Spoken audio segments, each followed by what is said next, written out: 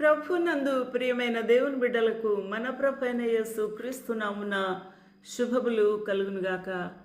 ఈ యొక్క దినమందు దేవుని యొక్క వాక్య ధ్యానం కొరకు ప్రకటన గ్రంథాన్ని ధ్యానం చేసుకుంటూ ఉన్నాం. ప్రకటన గ్రంథంలో మనము 13వ అధ్యాయాన్ని ధ్యానం చేసి ఉన్నాం.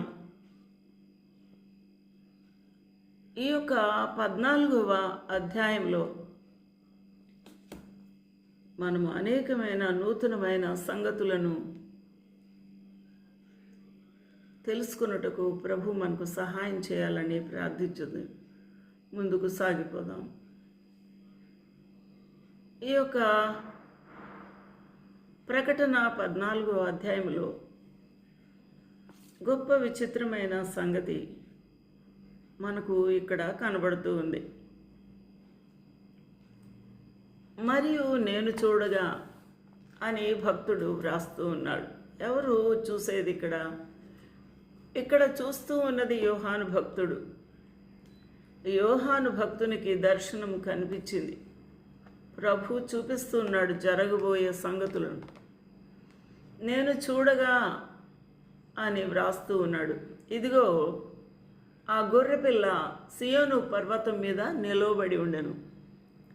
ఈ దర్శనము పరలోక దర్శనము, పరలోకములో జరుగుతూ ఉన్న ఈ యొక్క సంఘటన. కాబట్టి ఆయన చూస్తూ ఉండగా గొర్రెపిల్ల అయిన యేసు క్రీస్తు ప్రభు పరలోకంలో ఉన్న సియోను పర్వతం మీద నిలవబడి ఉన్నాడు. అక్కడ ఆయన తండ్రి నామమును నొసళ్ళ యందు లిఖింపబడి ఉన్న 144,000 మంది ఆయనతో కూడా ఉన్నారు. సియోను పర్వతం మీద గొర్రెపిల్ల అయిన యేసు క్రీస్తు ప్రభు ఆ పర్వతం మీద నిలబడినప్పుడు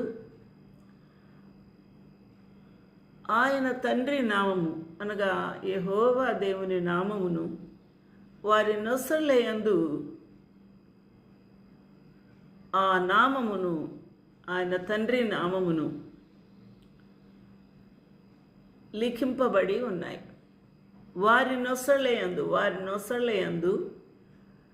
తండ్రి నామము, యేసు క్రీస్తు ప్రభు నామము. ఇది చాలా జాగ్రత్తగా మనం చదవాలి.